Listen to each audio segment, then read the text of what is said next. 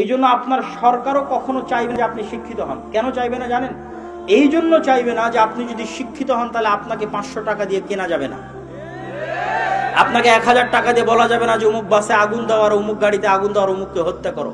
কেননা আপনার কাছে যখন শিক্ষা চলে আসবে তখন আপনি আর বিক্রি হবেন না, আত্মমর্যাদা আসবে, আত্মসম্মান আসবে যদি সঠিক শিক্ষা থাকে।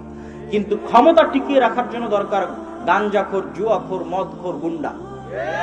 তাহলে আপনার সন্তানকে আমি কেন শিক্ষিত করব? আপনার সন্তান শিক্ষিত হলে তো আমার দিকে আঙ্গুল উঠাবে। এই জন্য আপনার সন্তানকে মূর্খ রাখতে হবে। আর মূর্খ রাখলেও টেনশন নাই। কেন টেনশন নাই?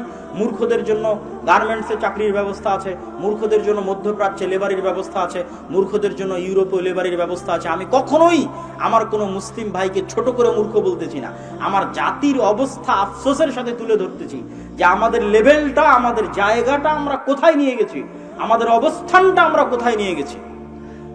শ্রদ্ধেয় শায়েখ পাশে বসে আছে, মদিনা ইসলামী বিশ্ববিদ্যালয়ে যেহেতু তিনি পড়াশোনা করেছেন, তারও এই অভিজ্ঞতা হবে আমার মতো সেম, যে যদি মদিনা ইসলামী বিশ্ববিদ্যালয়ের ক্লাসরুমে বসে থাকি, 10-15টা দেশের নাগরিকেরা যদি বসে থাকে, আর একটা বাংলাদেশি এসে যদি মদিনা ইসলামী বিশ্ববিদ্যালয়ের রুম ঝাড়ু দেয়, মদিনা ইসলামী বিশ্ববিদ্যালয়ের টয়লেট পরিষ্কার করে, তাহলে জাতি হিসেবে আপনাকে কোথায় কল্পনা হবে? সেই অনুভূতি যেমন আমার, ওই অনুভূতি তেমন ওনারও থাকবে। এটা হচ্ছে আমাদের জাতিগত অবস্থান, সম্মান, মর্যাদা, যে আমরা অশিক্ষিত এবং মূর্খতায় নিজেদেরকে কোথায় নিয়ে গেছি। সম্মানিত উপস্থিতি, এই জন্য আমাদের রাষ্ট্রও চাইবে না, সরকারও চাইবে না যে আমরা শিক্ষিত হই। কেননা মূর্খ হলেও ইনকামের ব্যবস্থা আছে, বিদেশে লেবারি করে রেমিটেন্স পাঠাবে, সরকার চলবে। অতএব আপনাকে উদ্যোগ নিতে হবে, আপনার সন্তানকে, আপনার ভবিষ্যৎ প্রজন্মকে বাঁচানোর জন্য দিন শিক্ষা, ন্যূনতম দিন শিক্ষার ব্যবস্থা মসজিদে বাস্তবায়ন করতে হবে। এটা আমার পক্ষ থেকে আজকের বক্তব্যে উদাত্ত আহ্বান থাকবে।